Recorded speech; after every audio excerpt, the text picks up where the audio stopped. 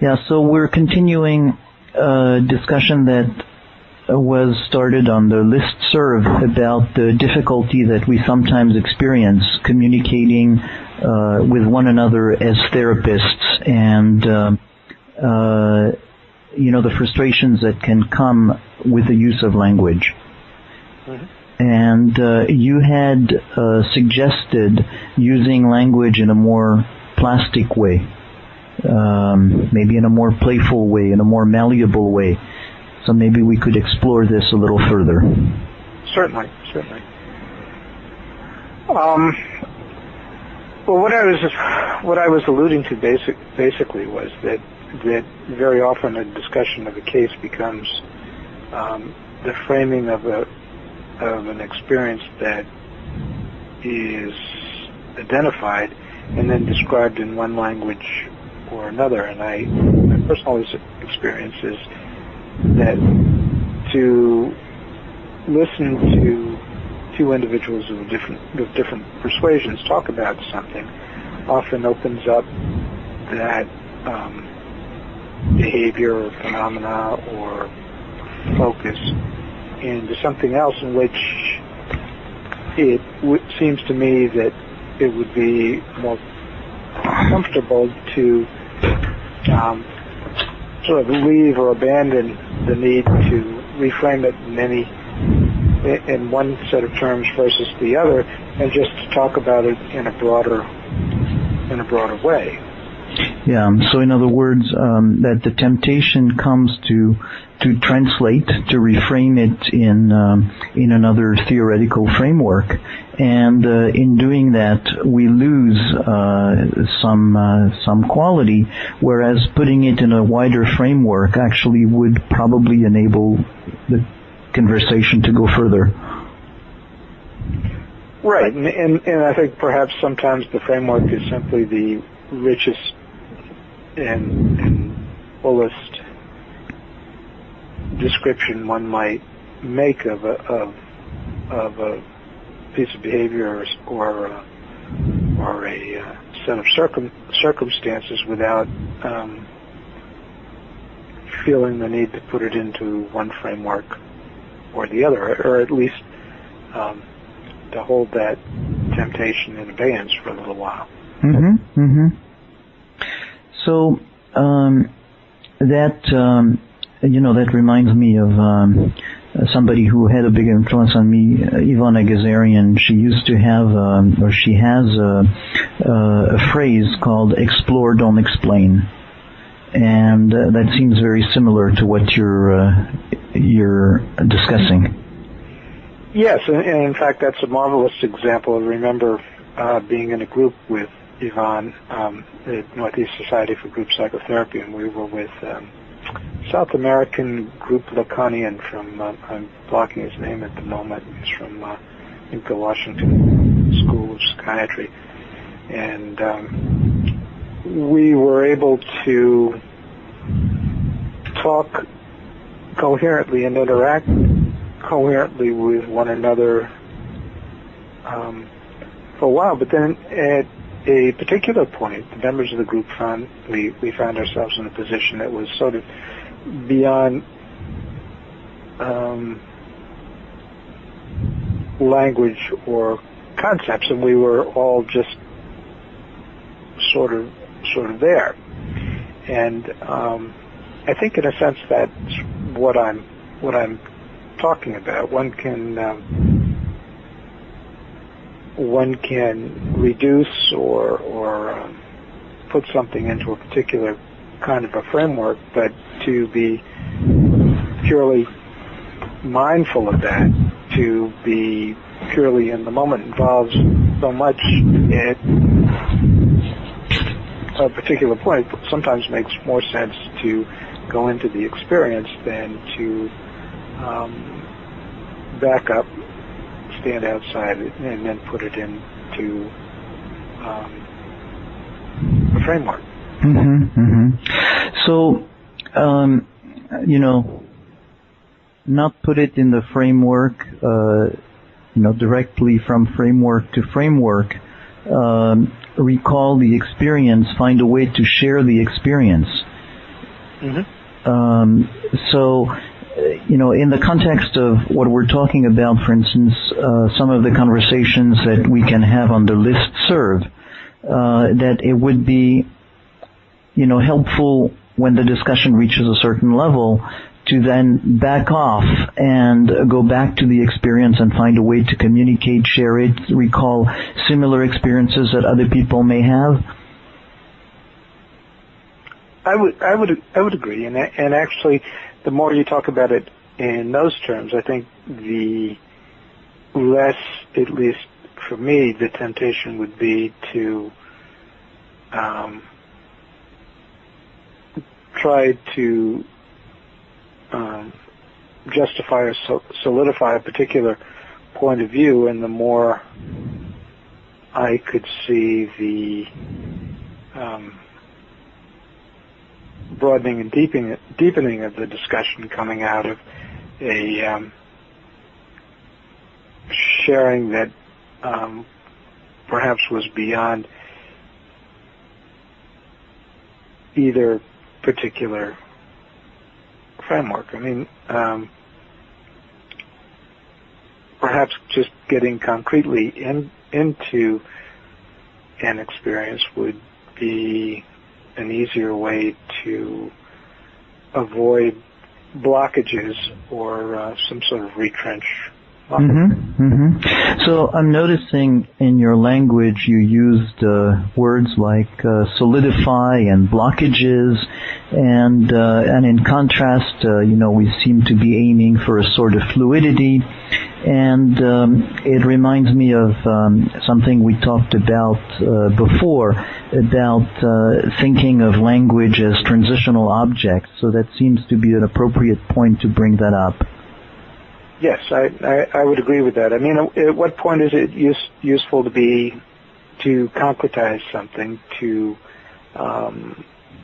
flesh it out, to give it a form, and then take that form and put it in a particular theoretical framework, and at what point does it become useful to allow that framework to dissolve or dissipate, if you will, and to be available for perhaps another kind of reformulation or a broadening and further elaboration of what seems to be important to touch on.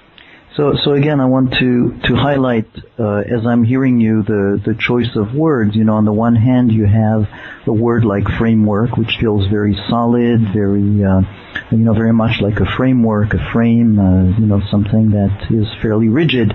And on the other hand, you're talking about dissolve, and so that alternance, that things are not just rigid, but there is the possibility of things that seem very rigid to actually dissolve and change shape and reform. And in the whole choice of word of transitional object, the idea that something can be very solid one moment, but that solidity is actually just a means to an end, and it can shift.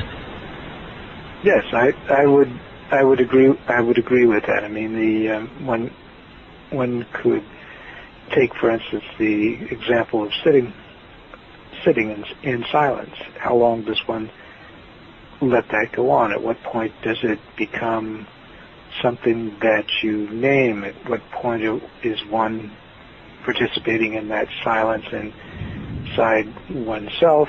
At what point is one drawing the attention away from the silence that both people are sitting into and focusing on the other things that are going on? I mean, there are an infinite number of ways in which one can notice color, structure, name, and experience in an infinite number of points that one can look at it and experience from. So, at what point does one begin to give it form, and at what point does one begin to let it become formless? Is that coherent enough? Well, as you use that experience, what comes to me is the old metaphor of the different faces of the diamond. So that you're talking about the different things that we can focus on, the color, the whatever of the experience, but that in a way, through whichever angle we're looking at it, that sense that it's only an arbitrary and partial way of looking at it, and that in that and that, beyond that mixture of entry points of the different faces of the diamond, there's that essential formlessness. Yes, and I think that I'm wrestling with doing a paper on Jung's Red Book at the moment, so I've come across a number of quotations of his I'd never come across before, and he had one quotation that particularly struck me. It was a little like a Zen koan. First came across it. He says, a fool lives here or there, but never here and there. It's a pretty rough take on anybody who doesn't have the kind of insight he feels he does. But on the other hand, it's a marvelous way of looking at what you can articulate and how you can experience, and how the ability to be in both places simultaneously is something quite different. But so, what it brings up for me, since, to bring it back to the topic, is in a way, the fool's argument is you have fool A saying, we're here, and fool B saying, no, we're there, and our goal is to be here and there.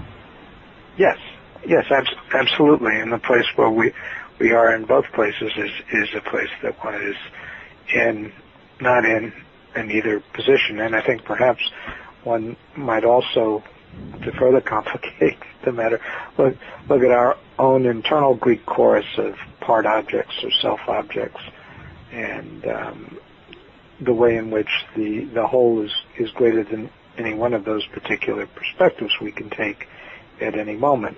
And then when we bring it out to a conversation on a listserv, say around a particular case, we can go back and forth and lose the greater complexity by hewing too much to a one point of view versus the other. Yeah. So that in a way, from that perspective, any clinging on to one point of view is an oversimplification and a loss. Is insisting on the here as opposed to the here and there, and then from that place we lose the possibility of having some connecting antenna that can connect to somebody else's multiple antenna. Right. Yeah, I wonder if there was some way we could concretize it. With an example. Yeah. I don't know how that sounds to you. No, I would love to do that. I would love to do that as a question to say, okay, so what do we do with it? So I have an idea in the back of my mind. I don't know if you have one. I have one too, but why don't shoot? Okay, so it would be to simply, in a way, at some point, and earlier rather than later in the discussion, but if possible, but backing off and saying, what is this to me, or what is this to you, what does this evoke to you, what does this evoke to me? And it would seem that it would be a way to broaden a little bit instead of, in a way, narrowing and sharpening the focus, to kind of open it up a little bit. That sounds like a great idea. So what's your suggestion? I think what you're suggesting is fine. What I was thinking a bit about about difficult patients dealing with difficult issues, because I guess because when I first came into clinical work. It was at the tail end of what some referred to as the heroic era of psychoanalytic treatment of schizophrenia, and character disorders and schizophrenics were really, for treating psychosis, you either had medication or no medication. Medications that snowed and made it difficult, that were administered by people who were less interested in doing treatment, and treatments that were administered by really sort of the wild men and women of psychoanalytic psychiatry who were capable of bringing about experiences with patients that seemed to be quite meaningful. Mm-hmm. I think for me, integration was started with that particular point and then moved forward as we began to experiment and feel more comfortable with a wide variety of different kinds of techniques and using medications that were not quite so extreme in their impact on people. So if I were going to work with somebody who was extraordinarily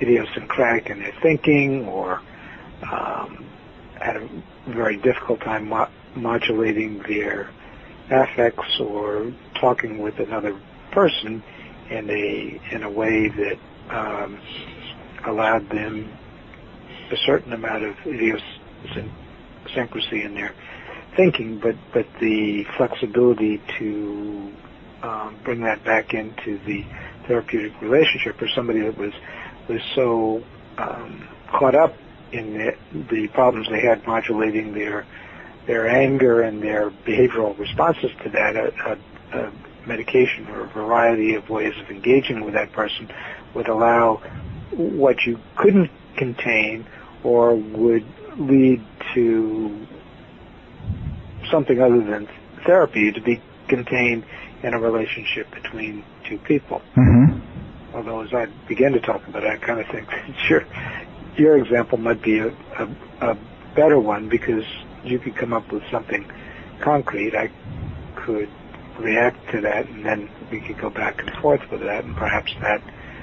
Well, I actually, what I'm struck about is actually, in a way, you're applying, you're talking, as we're talking about finding something, what's happening is you are bringing back a larger experience. So in a way, you're coming up and saying, what I'm hearing is, it's not just a simple thing, it's not just a simple step. It brings me back to this, and this was the experience, and these were the times, and there were the kinds of people, and this was the problem. And so, in a way, it's kind of shifting into a whole gestalt of, the kind of complex situation and how to deal with it. As opposed to, just like a quick couple of words to describe something. Right. I think in a way, when you put it like that, I guess the other example that comes to mind to me are the transitions that one makes, or I find myself making it. Say, for instance, I'm doing a disability evaluation with somebody who spent a great deal of time in prison and who's extraordinarily violent, and in their younger days could terrorize neighborhoods. The experience of them coming in, not knowing me, sitting down with me, and then the two of us getting to know one another and moving from an initial position in which not very much is going on, to a position which is quite beyond where either one of us was, and they're talking about their current life and where they are in a way that's opening and evoking things from me I wouldn't have noticed otherwise. So I can move back when it comes time to make a clinical formulation, and I can sort of be aware as I go along, in the way in which a doctor might conduct a physical exam, to see what's going on here, what's the person feeling here, how do these responses go to what do they tell me about the individual. But that's not the experience of moving from two individuals who don't know very much about one another, each of whom has an agenda or a way of looking at it, to something that's much more You know, I wanna just stop you here because there's something very striking about the image you use. I was listening. You just said two individuals moving toward each other, and as you're saying that, I have this visual of almost in a cartoony way two cavemen. But in a way, just if you imagine that cartoony thing of two cavemen, so it's a concept of at the origins of time, at the origins of consciousness, and so that sense of moving together, moving toward each other, is a little bit what we're trying to do as we're trying to exchange ideas. We're trying to move toward each other, and so there is this process of negotiation, reassurance, sending signals, picking up and exchanging, that is going to allow for that peaceful getting together in the case of the caveman. And maybe that in a discussion we have too often the tendency to use to kind of attack or be pointed or be sharp, as opposed to first defining the safe common sphere.